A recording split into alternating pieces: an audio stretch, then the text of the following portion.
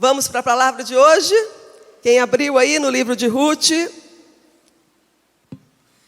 Vanderlei disse que de manhã eu li Ruth e falei Romanos, mas é Ruth, tá, gente? Diz assim: quando Israel era dirigido pelos juízes, houve fome na terra, e um homem que morava em Belém, em Judá, abandonou o país por causa da fome e foi morar na terra de Moabe. Levou consigo a sua esposa e seus dois filhos. Esse homem chamava-se Elimeleque e a sua mulher Noemi. Os dois filhos, Malom e Quilion, eram efrateus de Belém de Judá. Eles foram para Moabe e ficaram morando ali. Enquanto moravam em Moabe, Elimeleque morreu e Noemi ficou sozinha com seus dois filhos.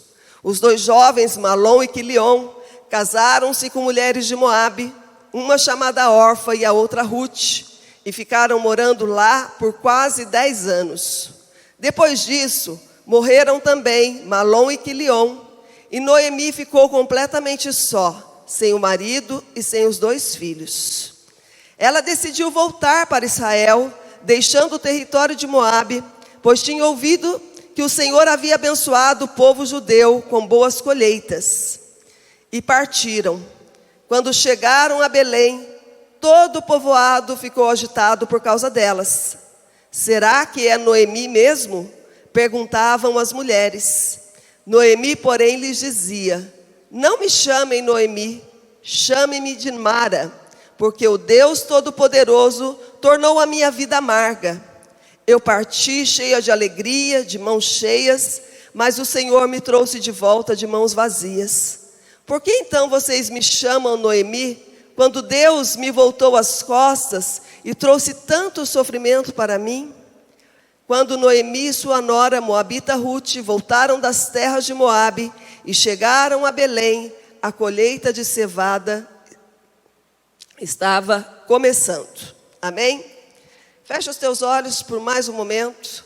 Peça para que Deus fale com você nesta hora.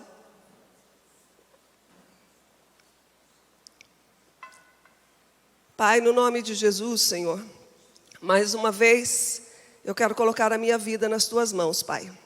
O Senhor conhece o meu coração, sabe, ó Deus, o temor que há em mim ao subir neste lugar para trazer a tua palavra. Então somente, ó Deus, eu peço que eu seja a tua boca neste lugar, que eu fale somente aquilo que o Senhor quer que eu fale, Pai. Que o Senhor manifeste, ó Deus, a tua presença, manifeste a tua palavra no nosso meio, manifeste o teu poder neste lugar, Pai, e opere maravilhas, ó Deus, no nosso meio. Pois sabemos no Deus que temos crido, sabemos que grandes coisas o Senhor tem para as nossas vidas, Pai. Por isso, ó Deus, eu entrego toda a direção desta palavra, do culto desta hora, Senhor, nas tuas mãos, Senhor. Eis-me aqui, Senhor, usa da minha vida, em nome de Jesus. Amém. Quando nós lemos o livro de Ruth, geralmente nós enfatizamos a história dela. A história de uma mulher que ficou viúva, uma nora que decidiu abandonar tudo, a sua família, a sua casa, a sua terra, o seu Deus, para estar juntamente ali para acompanhar a sua sogra Noemi, mesmo ela não tendo nada para oferecer a ela. Mas nesta noite eu não quero falar de Ruth. Essa noite eu quero falar de Noemi. O texto começa falando ali da decisão do marido de Noemi de deixar tudo ali, deixar a sua terra, deixar a sua família, deixar os seus bens, toda a sua história e ir para um outro lugar. Pois em Israel havia uma grande fome e ele então junta tudo que ele tinha, ele toma sua esposa Noemi, toma os seus 2 filhos e parte para uma terra estrangeira. E nesta terra, Noemi, ela sofre ali grandes perdas. Noemi, ela tem um sofrimento assim que não dá para nós mensurarmos. Porque na terra de Moabe, Noemi, ela perdeu o seu marido. Depois de um tempo, ela perdeu também os seus 2 filhos. E de repente, Noemi, ela se encontra num lugar estranho, sozinha. Ela perdeu tudo. A única coisa que sobrou para Noemi foi a tristeza, foi a solidão. E ela então, diante dessa situação, toma uma outra decisão. E ela fala então: eu vou voltar para minha terra natal. Eu vou voltar para Belém. E ela então sai juntamente com as suas 2 noras e começa a viagem de volta para sua casa. E no meio do caminho, talvez ela ali pensando, e ela chega à conclusão e ela para e fala para as noras, fala: olha, não tem o porquê de vocês me seguirem. Não tem o porquê de vocês irem comigo para Belém. Vocês ainda são jovens, vocês têm família, têm pais. Faz o seguinte, volta para a casa de seus pais, recomeça a vida de vocês, casem-se de novo, tenham filhos. Então uma das suas noras, órfã, ela abraça Noemi e segue o conselho dela, retorna para a casa de seus pais. Mas Ruth não. Ruth, ela decide seguir Noemi. E ela vai para Belém com Noemi. Diz que quando Noemi e Ruth chegaram, entraram na cidade, a cidade ficou um alvoroço. Todo mundo começou a comentar a chegada dela ali em Belém. E algumas pessoas, algumas mulheres começaram a perguntar: gente, será que essa mulher é Noemi mesmo? Aí ela falou assim: olha, não me chame de Noemi, me chame de Mara. Gente, a história na Bíblia não diz exatamente quantos anos Noemi viveu ali em Moabe. Mas foram mais de 10 anos, porque diz que depois que os seus filhos casaram, passaram-se 10 anos e eles morreram. Então foram mais de 10 anos, mas não foram tantos anos assim. E ela chega em Belém, é como se ela estivesse irreconhecível. As pessoas não reconheceram e começaram a falar: será que é Noemi mesmo? Será que é ela?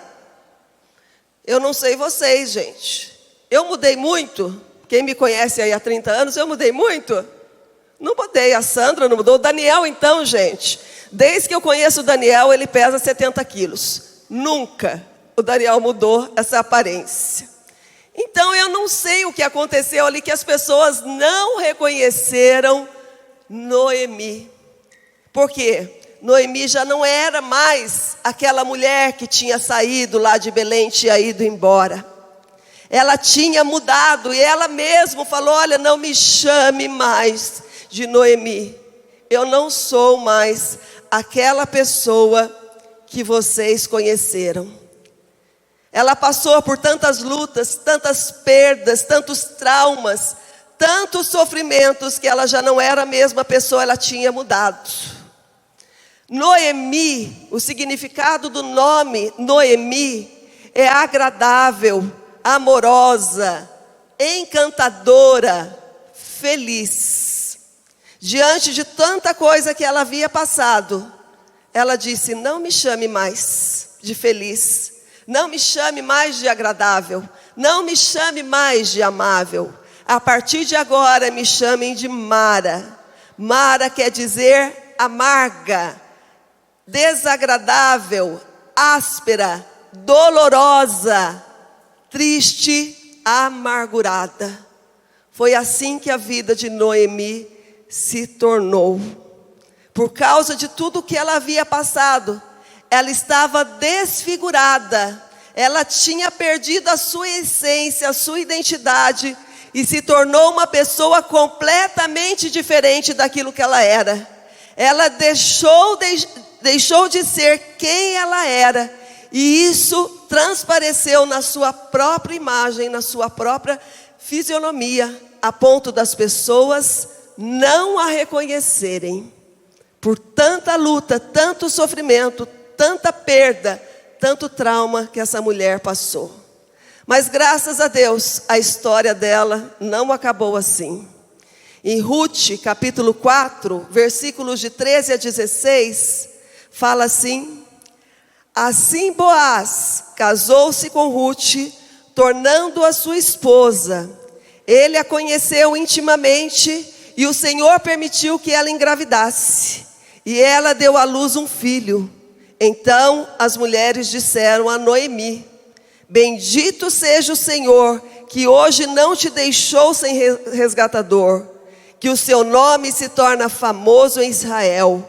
O menino vai restaurar a tua vida e te consolar na tua velhice, pois é filho da tua nora que te ama e deu à luz. Ela é melhor do que 7 filhos para ti. E Noemi pegou o menino, colocou-o no colo e passou a cuidar dele. Ela deixou agora de ser Mara e voltou a ser Noemi. Ela não era mais aquela pessoa amarga, triste, desagradável, mas ela voltou a ser aquela pessoa alegre, feliz, amável, porque Deus restaurou a sua vida e ela voltou a viver novamente. Amém? Palavra de hoje: o Deus restaurador.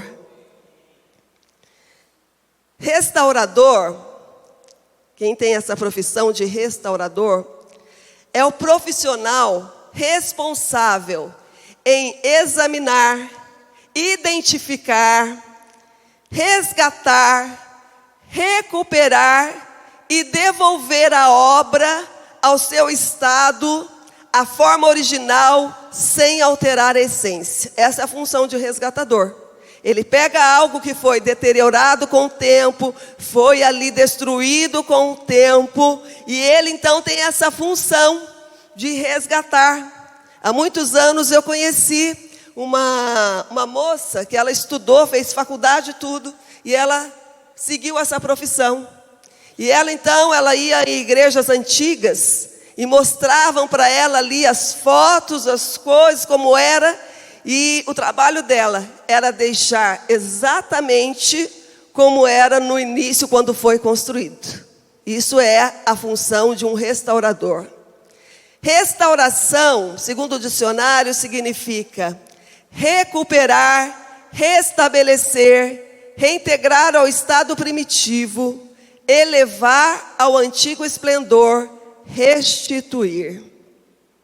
E a Bíblia diz que quando Deus nos criou, Deus nos fez a imagem dele conforme a sua semelhança. Desde o começo, desde o início, Deus, ele nos criou para um propósito. E lá no Salmo 139 diz que antes mesmo do meu corpo tomar forma humana, o Senhor já havia planejado todos os dias da minha vida.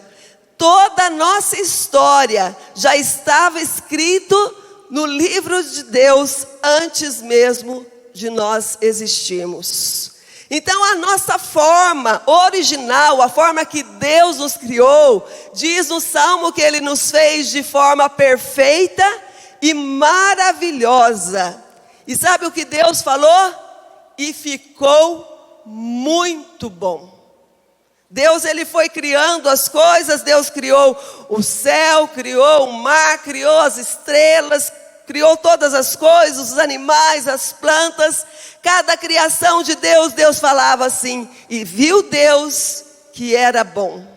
Mas quando Deus criou a mim e a você, Ele falou assim: olha, eu me superei nessa criação, porque ficou muito bom.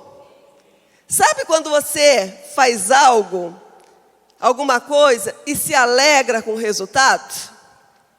Eu sei que a Dona Área gosta de cozinhar, a Sandra, mas nem todo mundo gosta de cozinhar aqui, né, as mulheres. Mas eu gosto, gente. Eu falo para mim que cozinhar assim me deixa em paz, sabe? Aquele momento que eu fico em paz, eu fico feliz de ir para a cozinha e fazer alguma coisa. Então, fazer um bolo para mim, fazer um almoço é algo maravilhoso. Não sei que não é para todo mundo. E eu gosto mesmo, principalmente de fazer doce. E o que aconteceu? Eu fui fazer um check-up e a médica falou para mim, olha, você não tem diabetes, mas se você não se cuidar, você é uma candidata. E eu falei, eu gosto mesmo, doutora, eu gosto de doce, eu amo doce. Ela falou, então, eu vou fazer o seguinte, vou te passar uma dieta. Você vai tirar o doce, não vou te dar medicação. Você vai fechar a boca para doce e daqui 3, 4 meses você vai repetir o exame. Eu quero ver seu exame, ó, intacto. E eu, então, comecei a fazer essa dieta, gente. Já vai fazer 1 mês que eu estou fazendo essa dieta, cortei o doce. Final de semana ainda como um pouquinho, mas durante a semana eu faço até bolo em casa de chocolate, de cenoura. Eu faço. E eu só como com os olhos. Fico olhando, mas não como. E há 15 dias atrás, nós recebemos os irmãos lá de São Paulo, Guilherme Batista, a sua banda. E, gente, foi um pretexto para eu ir para a cozinha. A gente ia servir café, ia servir depois coisas depois do culto para eles. E eu fui para a cozinha e eu comecei a fazer meu bolo, fazer meus doces. Preparei, fiz empadinha e fiz doce. E o Renan chegou lá e falou, mãe, para que tanta coisa? São 6 pessoas que vão vir. E eu falei, deixa eu ser feliz, gente. Deixa eu ser feliz, deixa eu cozinhar. E eu trouxe toda a minha obra de arte aqui no domingo. E a gente arrumou ali, quando eu desenformei, fiz torta de morango. Alguém gosta aqui? Torta de chocolate com ganache, de limão com ganache. Arrumamos lá, ficou bonito, não ficou? Quando eu desenformei, eu vi aquilo lá, falei, que obra de arte, gente.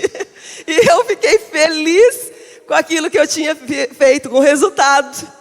E quando eles começaram a comer então, gente, daí que eu fiquei mais feliz. Porque eles falaram assim, gente, que coisa deliciosa. Alguns irmãos comeram o resto depois e falaram que estava bom. Então eu fiquei feliz, é gostoso quando você faz algo e quando você vê o resultado e se alegra com aquele resultado. Foi exatamente isso que aconteceu com você quando Deus te criou. Deus, Ele te criou, olhou para você e falou, gente, eu sou bom mesmo. Eu sou bom naquilo que eu faço, porque ficou além das minhas expectativas, ficou maravilhoso e ficou perfeito. É isso que Deus fala ao nosso respeito. Salmo 8, 4 e 5 fala assim, pergunto, que é o homem para que com ele te importes? E o filho do homem para que com ele te preocupes? Tu fizeste um pouco menor do que os seres celestiais e o coroaste de glória e de honra. Olha o que Deus diz, que nós fomos feitos um pouco menores que os anjos e Deus nos coroou de honra e de glória. E se nós continuarmos a ler o texto desse salmo, Deus diz que Deus colocou, o texto diz que Ele nos colocou para dominar sobre todas as coisas. Deus nos criou com um propósito maravilhoso. Fomos criados por Deus, fomos criados por Ele, fomos criados para Ele. Nós fomos criados para andarmos com Deus. Nós fomos criados para ter comunhão íntima com Deus. Todos os dias, no final da tarde, era o prazer de Deus de vir no jardim para conversar com o homem e a mulher. Deus, Ele nos criou para a eternidade. Só que no decorrer da nossa vida, todos nós passamos por lutas, por traumas, decepções, traições, injustiças. Todos nós passamos por perdas.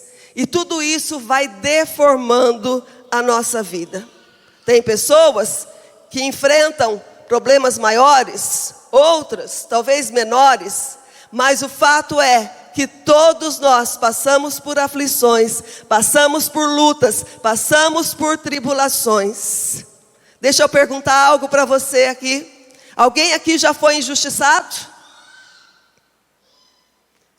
Teve planos interrompidos? Alguém aqui teve planos interrompidos? Alguém aqui já foi prejudicado, traído? Alguém já fez mal para você? Alguém aqui já foi profundamente ferido? Já passou por perdas, por frustrações? Todos aqui, em algum momento da vida, já passou por alguma situação desse tipo. E cada vez que nós enfrentamos uma situação adversa na nossa vida, nós perdemos um pouco da essência de quem nós somos. E isso vai afetando as nossas ações, as nossas reações. O desgaste que essas situações vão provocando na nossa vida vai alterando toda a nossa vida, de forma que nós ficamos desfigurados, deixamos de ser, de fato, aquele que Deus criou para nós sermos. Nós abrimos mão da vida que Deus tem para nós, nós abrimos mão dos planos, dos projetos de Deus para a nossa vida. E muitas vezes, tal como Noemi, nós nos tornamos pessoas tristes, pessoas amargas, pessoas infelizes, pessoas frustradas, pessoas sós. Mas assim como Deus restaurou a vida de Noemi e de tantas outras pessoas que nós podemos ler na Bíblia, coisas maravilhosas que Deus fez, nesta noite, Deus quer restaurar a nossa vida. Deus, Ele quer nos pegar em suas mãos e quer devolver a forma original para vivermos os planos e a vontade de Deus. E sabe o que a Bíblia fala? Como é a vontade de Deus? Ela é boa, ela é perfeita e agradável. Deus, Ele nos criou para nos sermos filhos. Deus nos criou para sermos abençoados. Deus nos criou para sermos felizes, para sermos vitoriosos. Esses são os planos. A Bíblia fala: os meus pensamentos são muito maiores que os seus pensamentos. Aquilo que talvez um dia você traçou para a sua vida como objetivo, como propósito, esquece diante dos meus planos, porque os meus planos são melhores e maiores do que os seus. Teremos aflições? Sim. Passaremos por dificuldades? Sim. Mas essas coisas não podem mudar a essência de quem nós somos, pois a Bíblia fala que em Cristo nós somos mais do que vencedores. Amém? Então vamos ver aqui o que pode desfigurar, deformar a nossa vida. A primeira coisa que eu quero falar são as perdas.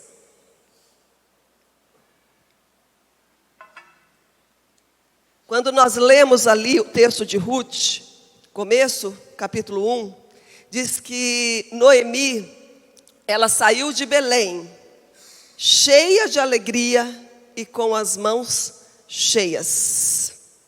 Ela foi para uma terra que não era a sua terra, uma terra que servia a um Deus que não era o seu Deus, que tinha os costumes que não eram os seus costumes, que não tinham pessoas conhecidas, não tinha um amigo, não tinha um vizinho ali para acolher, não tinha um parente para ajudar.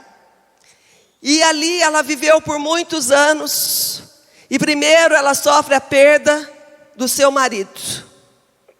Seu marido morre. E ela então, diz o texto, que ficou só com seus 2 filhos. E graças a Deus que eram filhos homens, não desmerecendo nós mulheres, mas naquela época a presença masculina numa casa era muito forte, porque na falta do pai, quem tinha que sustentar ali, a mãe, eram os filhos. E ela tinha 2 filhos. Então ela foi amparada, foi sustentada ali pelos seus filhos. Mas passaram-se mais alguns anos, e os seus 2 filhos agora morreram. E diz o texto que Noemi ficou completamente só. Ela perdeu seu marido, ela perdeu seus filhos, ela perdeu os seus bens, ela perdeu a alegria de viver, ela perdeu tudo. Tudo havia se acabado na vida dela. Talvez aqui tenha pessoas que sofreram perdas na vida. Talvez não perdemos pessoas fisicamente, mas quantos pais aqui que perderam seus filhos para o mundo?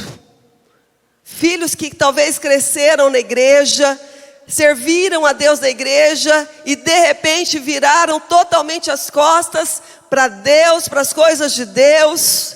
Talvez tenha pessoas que perderam filhos para droga, por tantas coisas ruins que o mundo tem oferecido. E hoje você tem esse sentimento de perda no seu coração. Talvez tenham pessoas aqui que perderam seus casamentos, suas famílias. Talvez estejam até mesmo dentro da mesma casa. Estejam juntos vivendo ali na mesma casa, mas já não há mais alegria, não há mais comunicação, não há mais amor, não há mais relacionamento dentro de casa.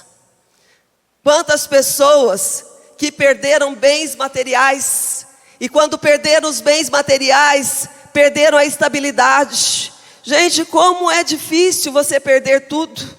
Eu já passei por essa situação de não ter dinheiro nem para comprar o básico que nós precisávamos. Como é difícil passar por essas perdas. Tem pessoas que perderam a dignidade, perderam a reputação, perderam tudo o que tinha. As perdas na vida de Noemi vieram num pacote só. De uma hora para outra ela perdeu tudo. Parecia que a vida dela havia acabado. Mas Deus, Ele não abandona os seus.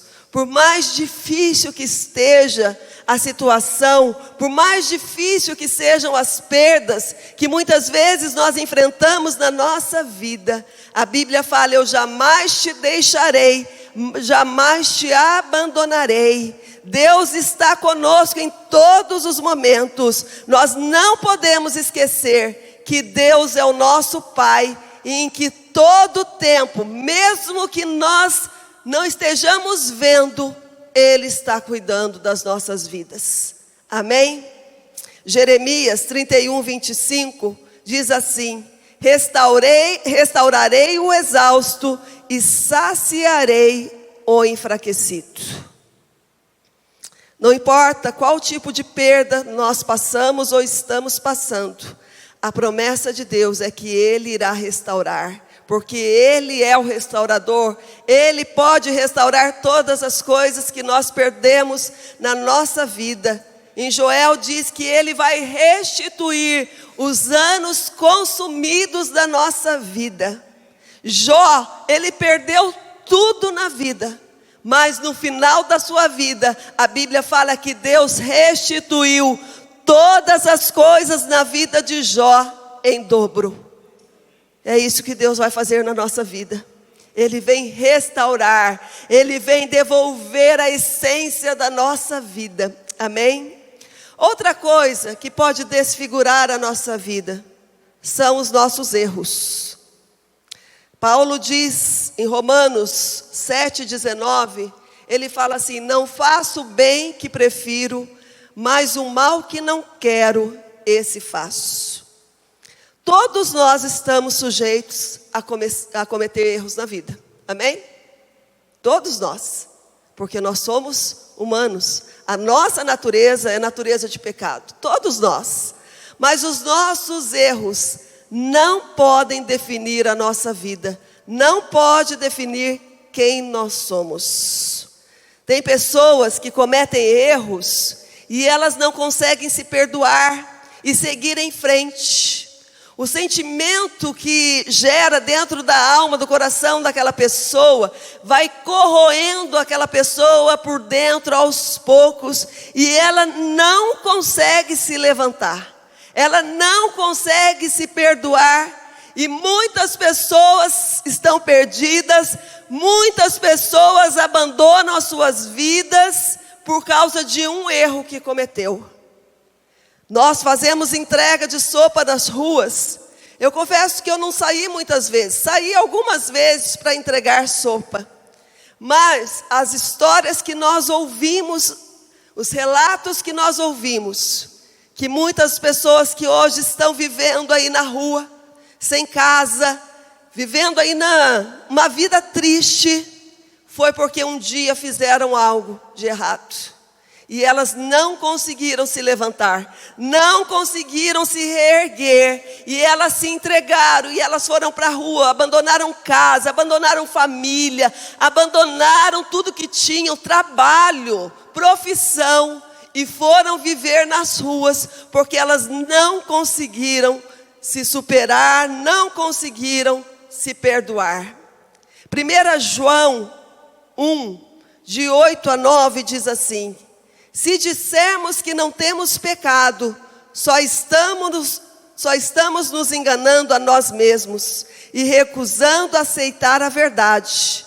Mas, se confessarmos os nossos pecados, Ele é fiel e justo para nos perdoar os nossos pecados e nos limpar de toda maldade. Ainda se continuarmos lendo o livro de 1 João, no capítulo 2 fala assim: filhinhos, não pequeis, mas se por acaso vocês pecarem, lembrem-se que vocês têm um advogado de defesa, não é um advogado de acusação que vai levantar o dedo, apontar o dedo para a sua cara e falar: você errou, não tem perdão sobre a sua vida. Não, é um advogado que vai diante de Deus e fala: Pai, tem misericórdia dessa pessoa.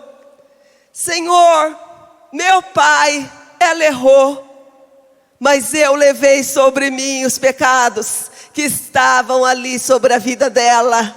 Eu a torno justa diante de ti. É o nosso advogado Jesus, é o nosso defensor, é o nosso intercessor que está diante do Pai falando assim: Ele é meu, eu o perdoei, eu levei sobre mim todos os pecados e as dores que ele tinha, eu o justifiquei. Ele o tempo todo está ali nos defendendo. Não importa aquilo que nós fizemos, a Bíblia fala que Deus faz novas todas as coisas. A Bíblia fala que Ele rasgou a cédula de acusação que havia sobre a nossa vida. E hoje já não há mais condenação para aqueles que estão em Cristo Jesus. E as pessoas tomam a forma do erro, veste aquela roupa do pecado, ela não consegue se levantar, ela não consegue se reerguer, ela esquece quem ela é de fato. Ela é amada e preciosa de Deus, amado e precioso de Deus, e Deus tem prazer em nos perdoar, amém? Outra coisa que desfigura a nossa vida são as palavras. Provérbios 12, 18 diz assim: há palavras que ferem como uma espada afiada, mas as palavras do sábio trazem a cura. Alguém aqui já foi ofendido? Já? Já falaram mal de você? Já ouviu alguma palavra que te machucou, te feriu? Ou uma palavra que te jogou para baixo, que acabou com a sua estima? Você já desistiu de algo porque alguém falou que você não iria conseguir? Que nunca você iria dar certo? Que você nunca iria se levantar novamente? As palavras têm esse poder de ferir, têm esse poder de matar. Palavras depreciativas, palavras críticas constantes, calúnias, podem destruir uma vida, pode destruir relacionamentos, destruir sonhos. O texto diz que as palavras, tem palavras que ferem como uma espada afiada e atinge o mais profundo do nosso ser. E a gente então não consegue se levantar, porque um dia alguém falou algo ao nosso respeito. Tiago 3,8 fala assim: nenhum ser humano consegue domar a língua. Ela é incontrolável e está sempre pronta a expelir seu veneno mortífero. Uma vez, gente, há muitos anos atrás, E só para vocês terem ideia, que faz muito tempo mesmo, naquela época, se existia e-mail eu não sabia.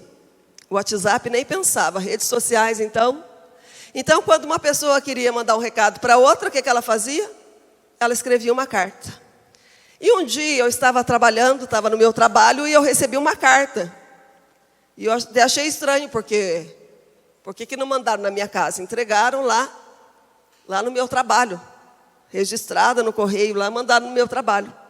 E quando eu abri aquela carta, comecei a ler aquela carta, gente, do lado frente e verso, eram só palavras malditas, palavras de maldição, críticas, palavras terríveis, falando ao meu respeito. Logo eu, gente, para quem me conhece há muitos anos, logo eu, falar de mim, gente, eu sou tão quieta, tão na minha, sou tão da paz. O versículo assim que se encaixa perfeitamente na minha vida é: no que depender de vós, tenham paz com todos. Eu abro mão, gente. Eu deixo para trás. Eu me rebaixo para ter paz com todo mundo. Isso não é difícil para mim. E eu fui lendo aquela carta, gente, com tanta coisa mentirosa, tanta coisa ao meu respeito, que eu fiquei perplexa. Falei, erraram o destinatário, não é para mim. Mas de fato era.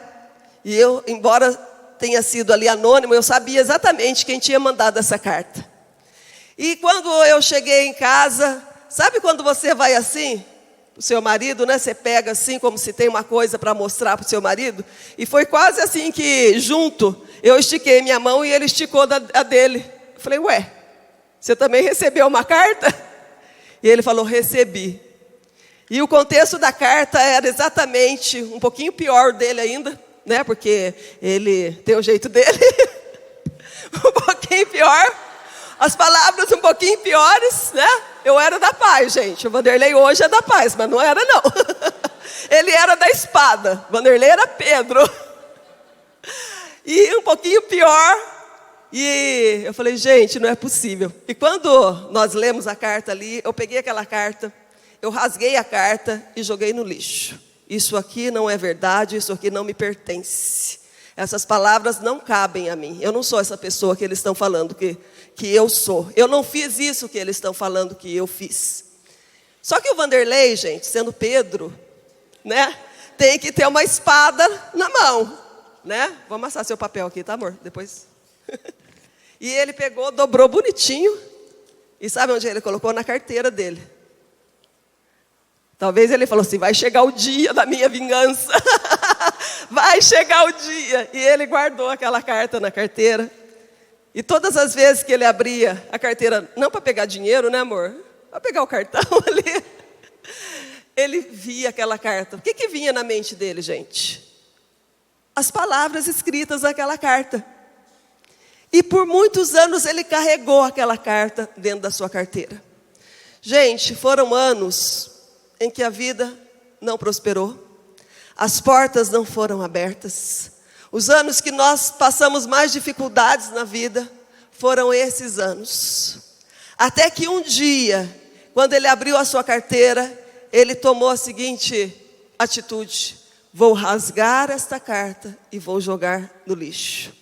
E a partir daquele momento, parece que os céus se abriram sobre a nossa vida. E veio a chuva abundante sobre a nossa vida. A bênção de Deus veio sobre a nossa vida, sobre a nossa casa, sobre a vida dos nossos filhos, sobre o nosso trabalho. Muitas vezes, gente, nós estamos dando ouvido àquilo que fala ao nosso respeito. E nós estamos vestindo essa roupa daquilo que falam ao nosso respeito. Nós podemos escolher em dar ouvidos ou não ao que fala ao nosso respeito. Nós podemos escolher aceitar ou não as palavras que falam acerca da nossa vida.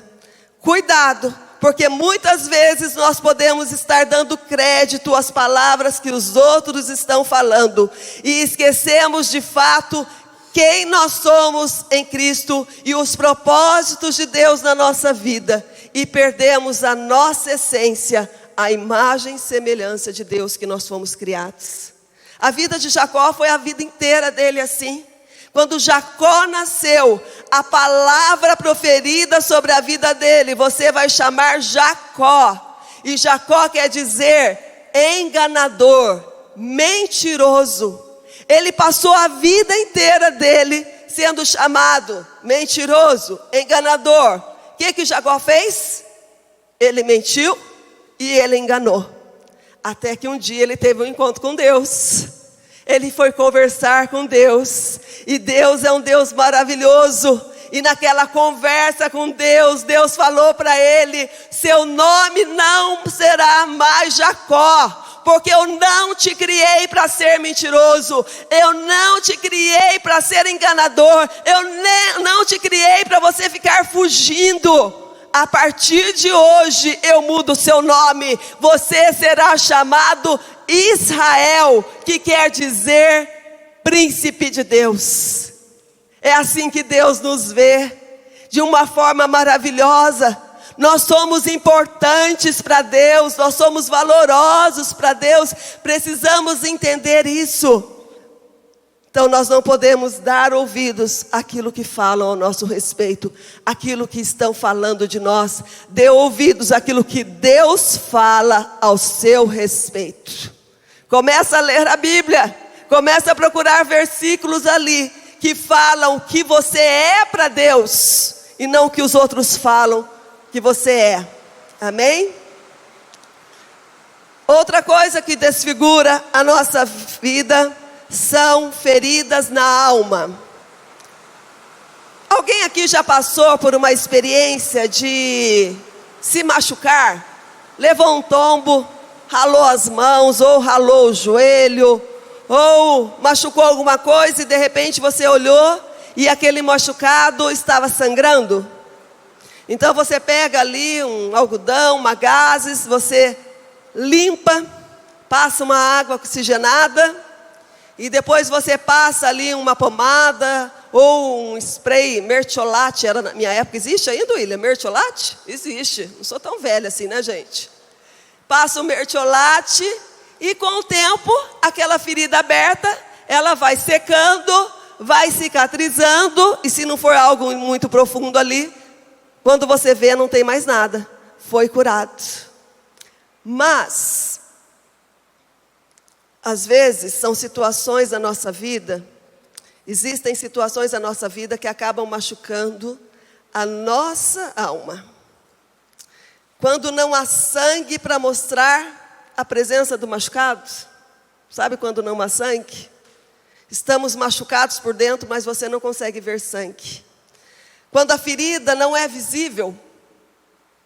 Quantas pessoas estão com a sua alma ferida, estão sangrando por dentro, por situações que foram extremamente dolorosas, que machucaram profundamente, causaram feridas profundas na alma. Talvez você não consiga ver, mas exatamente agora pode ter uma pessoa do seu lado que está sangrando por dentro. Uma ferida que não cicatriza. E essas feridas, elas vão alterando quem nós somos, a nossa essência, o nosso jeito de agir. Eu não sei se você já conviveu com pessoas que eram assim, pessoas tão alegres, tão amorosas, tão simpáticas, e de uma hora para outra essa pessoa, ela fica uma pessoa rancorosa, ela fica uma pessoa irritável, uma pessoa que fecha muitas vezes a cara. São deformações causadas por feridas na nossa alma. Não foi o que aconteceu com Noemi? Quando ela chegou em Belém, ela falou: não me chame de Noemi, porque eu não sou mais essa pessoa alegre, não sou mais essa pessoa feliz. Agora eu sou uma pessoa amargurada e triste. A boa notícia, sabe qual é? Que nós temos um pastor. A Bíblia fala que Jesus diz: eu sou o bom pastor. E sabe o que o bom pastor faz? Ele pega aquela ovelha que está ferida, aquela ovelha que está machucada, e ele passa óleo sobre aquela ferida, e ele cuida daquela ovelha, até que a ovelha seja totalmente curada e restaurada. É isso que Deus faz.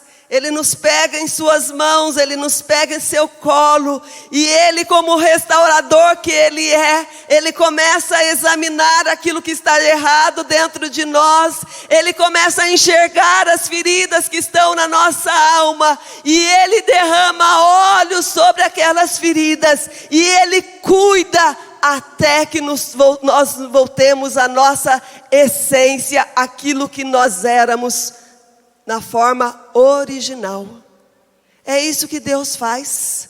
Salmo 147:3 diz assim: só Ele devolve alegria aos tristes de coração e cura as suas feridas. Amém? Fala para a pessoa que está do seu lado: deixa Deus restaurar a sua vida. Deixa Deus curar as suas feridas.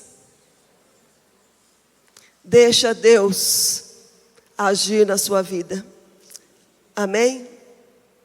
Lembra o que eu falei, o que significa restaurar? Devolver a obra ao seu estado, à sua forma original, sem perder a essência. É elevar ao antigo esplendor.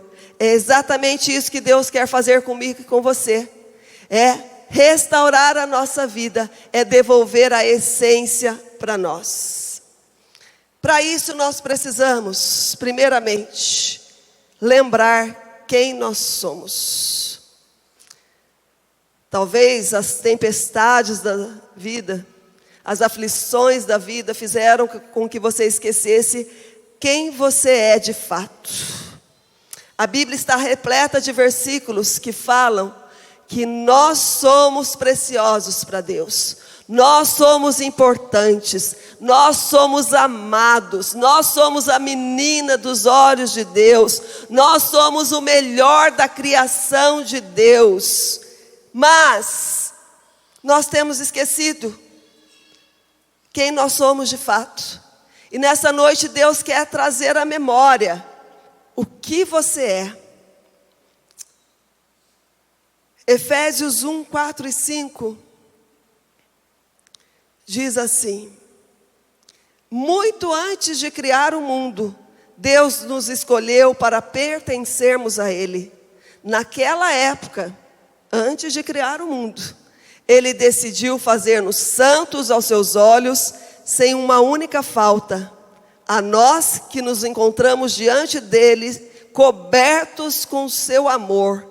Seu plano imutável sempre foi adotar-nos em sua própria família por meio de Jesus Cristo, pois esse era o seu propósito e sua vontade. O filho pródigo, quando ele saiu de casa e cometeu todos os erros possíveis que ele poderia cometer, e chegou ao fundo do poço, perdeu a sua essência, quem ele era de fato, ele toma a decisão de voltar para a casa do pai, e ele fala: vou ter ali com meu pai, e eu vou pedir para ele que eu seja um dos seus empregados. Quando aquele filho está chegando ali na sua casa, o pai não o recebe como um empregado, como um servo, mas o pai o recebe como o filho que ele era, que nunca deixou de ser, apesar de tudo que ele fez, todos os erros que ele cometeu na sua vida, todas as perdas que ele teve, ele nunca deixou de ser filho daquele homem.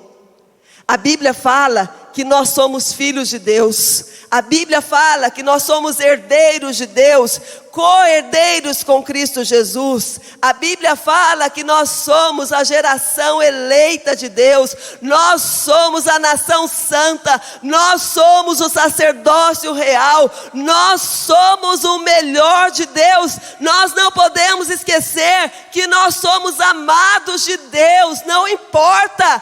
A Bíblia fala que com amor eterno Ele nos amou, e com benignidade Ele nos atraiu, e que nós somos dEle. Nós temos um Pai poderoso, um Pai misericordioso, um Pai que é cheio de graça, um Pai que é justiça, um Pai que é pastor, um Pai que é amor. Nós precisamos todos os dias lembrar quem nós somos. Deus, Ele jamais nos abandona, porque nós somos filhos. Todos os dias, gente. Todos os dias. O Vanderlei tem ouvido uma música. O Vanderlei, quando ele gosta de uma música, gente, vira o hit da casa. Vira o hit. Ele entra no banheiro, você está lá fora ouvindo, ele está ouvindo a música. Ele entra no carro, ele ouve, chama Sol da Justiça?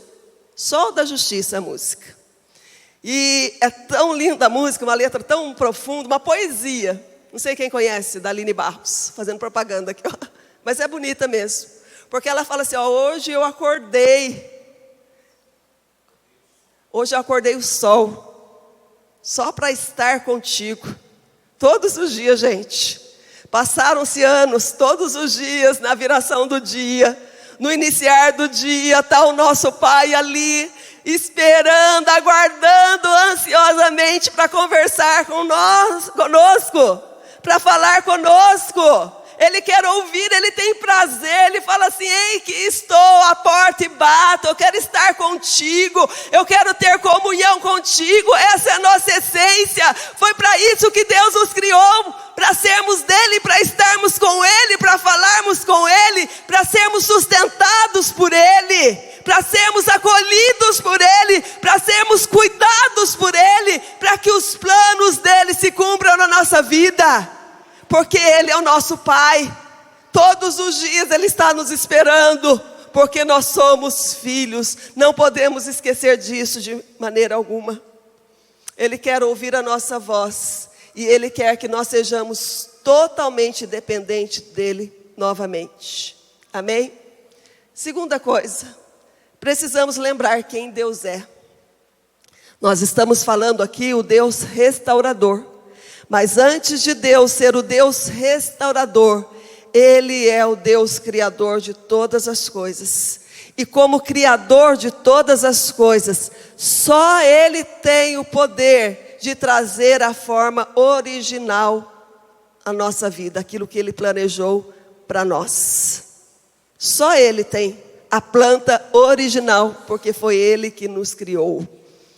Jeremias 33, 6 e 7 diz assim: todavia trarei restauração e cura para ela, curarei o meu povo e lhe darei muita prosperidade e segurança, mudarei a sorte de Judá e de Israel e os reconstruirei como antigamente. Nós precisamos lembrar que o nosso Deus é o Deus Todo-Poderoso. Nós precisamos lembrar que o nosso Deus é o Deus grandioso, o Deus que tem todo o poder, um Deus que tem poder de criar, de transformar, de restaurar todas as coisas.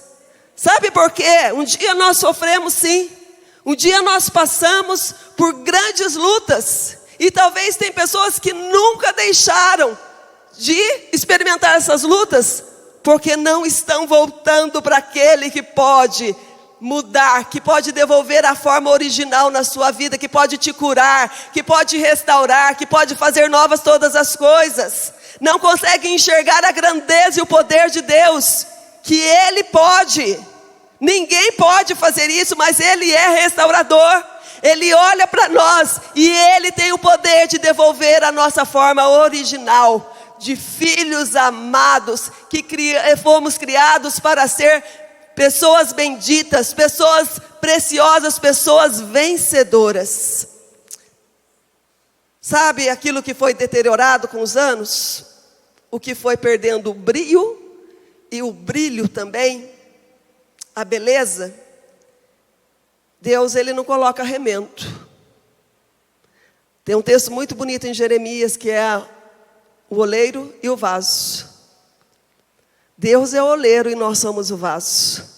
Quando o vaso se quebra, o oleiro ele não tenta colocar uma cola ali, porque talvez se ele colocasse a cola, colasse os pedacinhos do vaso, ia aparecer as imperfeições. O oleiro, ele pega aquele barro e ele faz um vaso igual, mas é novinho em folha.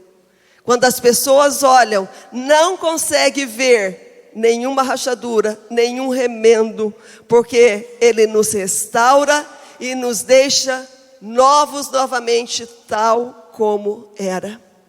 Ele é o grande Deus, Ele é o restaurador de todas as coisas.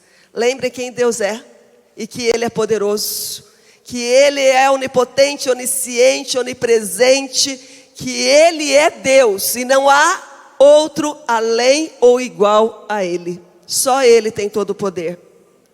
E por último, nós precisamos, para ser restaurados, precisamos ir até Jesus e entregar tudo a Ele. Isaías 61, 1-3, diz assim: o Espírito do Soberano, o Senhor está sobre mim, porque o Senhor ungiu-me para levar boas notícias aos pobres. Enviou-me para cuidar do que estão com o coração quebrantado, anunciar liberdade aos cativos, libertação das trevas aos prisioneiros, para proclamar o ano aos tristes e dar a todos os que choram em Sião uma bela coroa em vez de cinzas, óleo de alegria em vez de pranto, e um manto de louvor em vez de espírito deprimido.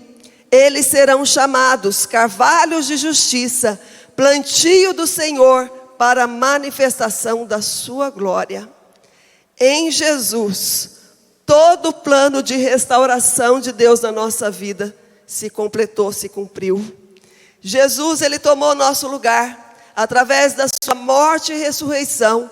E através da sua morte e ressurreição, todas as coisas foram restauradas na nossa vida. Nós nos tornamos pecadores, nós somos pecadores, mas a Bíblia fala que Ele levou sobre si os nossos pecados e nos tornou justos novamente. Jesus, Ele veio pôr em ordem todas as coisas na nossa vida. Tudo que você possa imaginar de sofrimento, Jesus, Ele sofreu naquela cruz por nós. Ele foi caluniado, Ele foi injuriado, Ele foi criticado, Ele sofreu feridas, Ele sofreu perdas. Ele se fez homem, abriu mão da sua glória e se fez homem em nosso meio, se tornou maldito em nosso lugar, diz a palavra de Deus, para que a bênção de Deus chegasse até nós. E hoje, através de Jesus, nós tornamos ao nosso lugar de origem, lugar de filhos amados de Deus. Você precisa de cura? Jesus pode te curar. Você precisa de perdão? Jesus pode te perdoar. Você está precisando de consolo? Você está precisando de um colo, de um abraço? Jesus está aqui. Ele pode tomar a sua vida nas suas mãos. Ele pode te consolar. Ele pode te abraçar. Ele pode todas as coisas. Você está cansado, você está deprimido. Só Jesus pode trazer paz. Só Jesus pode enxugar as suas lágrimas. João 10:10 diz assim, que o ladrão veio senão para roubar, matar e destruir. E muitas vezes nós estamos vivendo só essa primeira parte do versículo. Nós temos sido atacados constantemente, a nossa vida tem sido destruída, nós estamos acabados muitas vezes por tantas coisas que nós passamos na nossa vida. Mas o texto continua, Jesus fala, mas eu vim para que tenham vida e a tenham vida em abundância, tenham vida plena. Só Ele pode fazer isso na nossa vida, trazer aquilo que nós perdemos, o nosso real valor. Só Ele pode trazer alegria de volta, só Ele pode perdoar pecados. E como eu falei aqui, quando Ele perdoa os pecados, Ele fala: dos teus pecados eu não me lembrarei mais. Talvez você está vivendo hoje com uma acusação de Satanás sobre a sua vida, e você não consegue viver, não consegue dar um passo, prosseguir a sua vida, porque você um dia cometeu um erro. Mas Jesus está aqui para te perdoar e falar: eu tomei sobre si, e eu estou diante do Pai agora, e eu vou defender a sua causa. Ninguém mais a partir de hoje pode te acusar, porque eu sou o teu intercessor, eu sou o seu defensor. Jesus é tudo o que nós precisamos. Ele morreu na cruz, não foi em vão. Ele morreu na cruz para transformar a minha vida e a sua vida. Então somente nós precisamos ir até Ele e entregar tudo nas mãos dele. Vamos ficar de pé.